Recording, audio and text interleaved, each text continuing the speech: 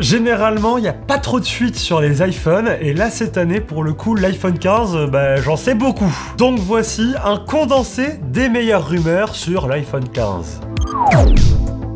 Un nouveau capteur grand angle de Sony ferait son apparition sur les iPhone 15 Pro, pas les iPhone 15 normaux. Alors apparemment, ce capteur, par rapport à un capteur habituel, il doublerait la saturation du signal perçu par chaque pixel. J'ai rien compris.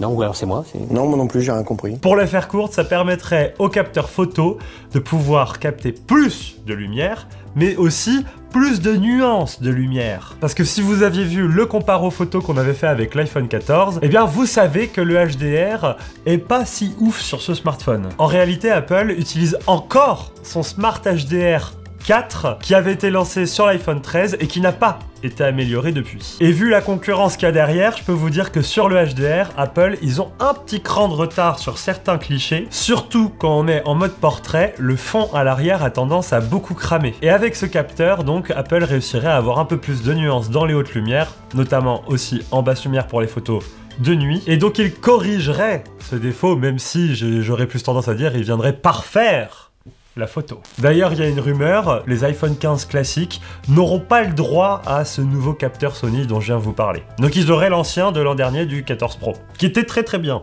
mais qui cramait un peu, mais qui était très bien. Bah ouais, parce que là vous vous demandez, attends mais Arnaud, tu me parles d'iPhone 15, d'iPhone 15 Pro, mais est-ce que t'es sûr qu'il y aura tout ça? On est à peu près sûr qu'on garde à peu près le même schéma que l'iPhone 14 de l'an dernier. Donc on aurait un iPhone 15 en premier prix, un iPhone 15 Plus qui fait la taille d'un Max, donc le grand, un iPhone 15 Pro, et l'autre c'est un... Eh ben non, pas un iPhone 15 Pro Max, parce que Apple il se cherche encore, et là ils ont voulu lancer un Galaxy S15 Ultra. Non, pardon. Un iPhone 15 Ultra. Alors est-ce que c'est la formule gagnante?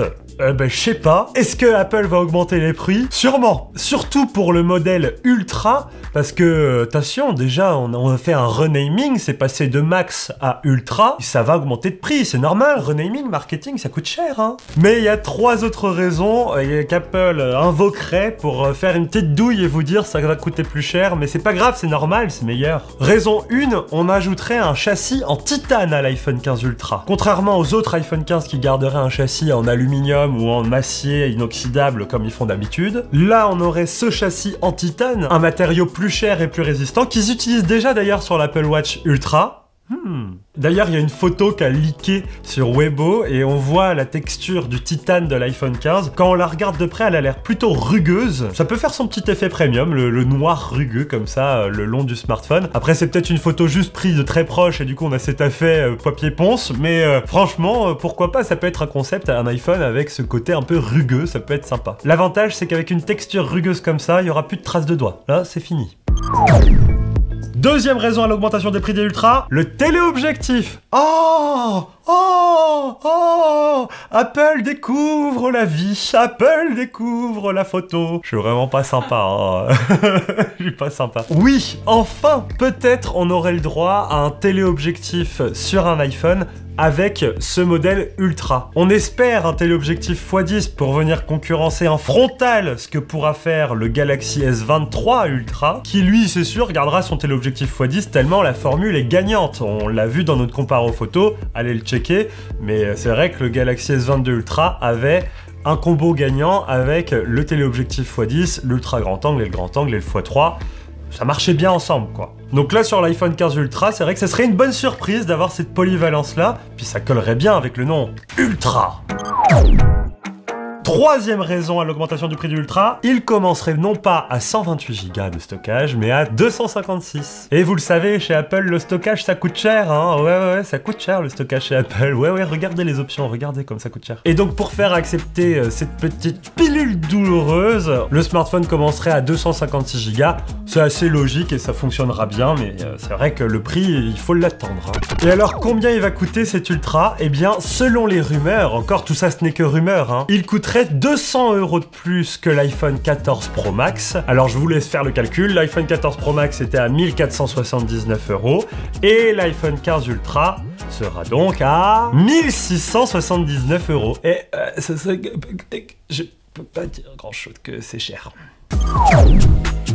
Alors oui, un redesign, peut-être, mais par touche. Peut-être, je dis peut-être tout le temps parce qu'il n'y a rien de vraiment officiel, les sources qu'on a sur ce sujet-là ne sont pas très fiables, mais je voulais vous montrer des concepts qui sont sortis. Apparemment, les bordures parfaitement plates là qui sont sorties avec l'iPhone 12, c'est ciao. On reviendra avec des bordures plates, c'est sûr, mais avec des arêtes un peu plus arrondies. Je sais pas si vous avez vu les nouveaux MacBook Pro qui sont sortis, ils ont ce petit style un peu rétro carré, mais en même temps avec des petites bordures arrondies modernes qui sont du plus bel effet, et les rumeurs disent que Apple s'approcherait de ce genre de design pour pouvoir un peu plus uniformiser la gamme. Donc je vous montre un concept de John Juan à l'image qui propose un smartphone avec des bords un peu arrondis type MacBook justement. C'est vraiment sublime. Moi je trouve que c'est le plus beau concept qui est sorti sur internet à cette date.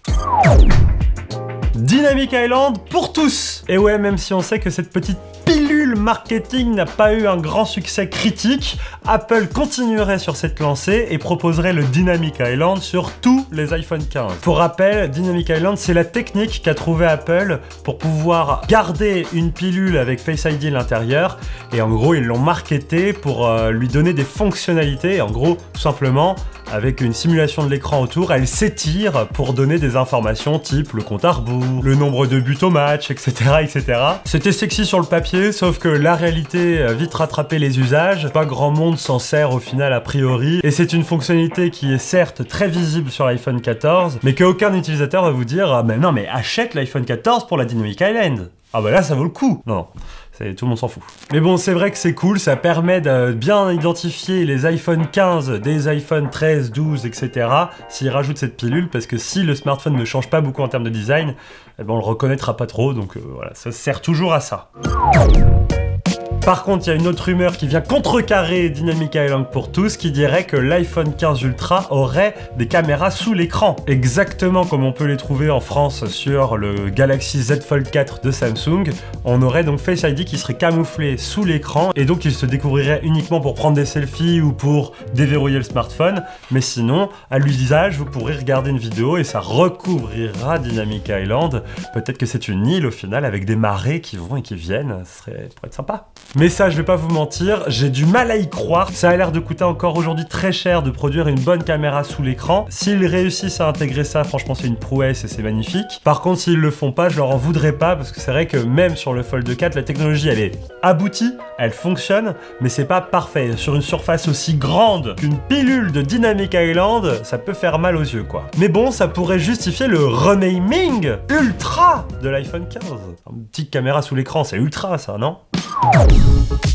Plus aucun bouton physique. Ah bah oui. Ah bah ça fait des années que je l'entends cette rumeur qu'un jour un constructeur ne fera plus aucun bouton sur son smartphone. Et ben là ça serait le cas sur l'iPhone 15. En tout cas on garderait des petites formes pour faire des boutons, mais ce ne serait plus des appuis physiques mais des retours haptiques. Alors Apple le fait déjà très bien sur les trackpads des MacBooks, c'est un retour haptique. Sur le bouton Touch ID de l'iPhone SE, c'est un retour haptique qui marche très bien. On croirait même appuyer sur un vrai bouton. Le seul truc, c'est que s'il faut faire un retour haptique dans les boutons, par exemple de volume et de déverrouillage, eh bien il faudrait y coller des moteurs haptiques à chacun. Donc ça ferait 3 nouveaux moteurs de vibration haptique à ajouter dans l'iPhone. Donc selon les rumeurs, ces boutons haptiques seraient disponibles uniquement sur les iPhone 15 Pro et Ultra, pas les iPhone 15 normales. Et évidemment, le fait d'avoir plusieurs moteurs haptiques, ça va permettre à l'iPhone de se différencier en termes de vibration.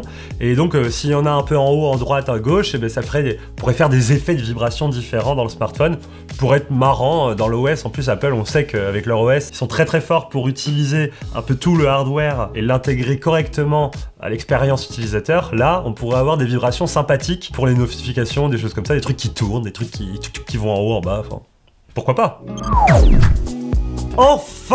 Enfin, c'est cette année que ça devrait arriver, l'iPhone passerait du Lightning, qui est vieillissant mon gars, j'en peux plus, à l'USB-C, et là l'USB-C c'est l'avenir, c'est le futur, ou pas pour tous les iPhones. Parce que oui, on aurait bien de l'USB-C sur tous les iPhones, mais pas le même USB-C sur tous les iPhones. Et ouais, parce que sur l'iPhone 15 et l'iPhone 15 Plus, on aurait un USB-C 2.0, donc ça changerait pas par rapport au Lightning, alors que l'iPhone 15 Pro et l'iPhone 15 Ultra, eux, proposeraient un équivalent d'USB-C à l'USB 3.2. Donc c'est un débit qui pourrait monter à 20 Go par seconde, et il y a les rumeurs les plus folles qui disent que l'USB-C monterait au Thunderbolt 3, donc c'est-à-dire 40 Go de débit par seconde. Donc là, clairement, sur l'iPhone 15 Pro et l'iPhone 15 Ultra, on aurait des débits au taquet pour pouvoir permettre enfin de transférer nos rushs qu'on a pris en ProRAW qui pèsent lourd, parce que oui, ça fait un moment qu'on peut les prendre ceux-là, mais que je pouvais pas les transférer avec Lightning, ou même avec AirDrop qui ramait à chaque fois, quoi. Donc attention, si vous pensiez que le USB-C était la solution magique à tout,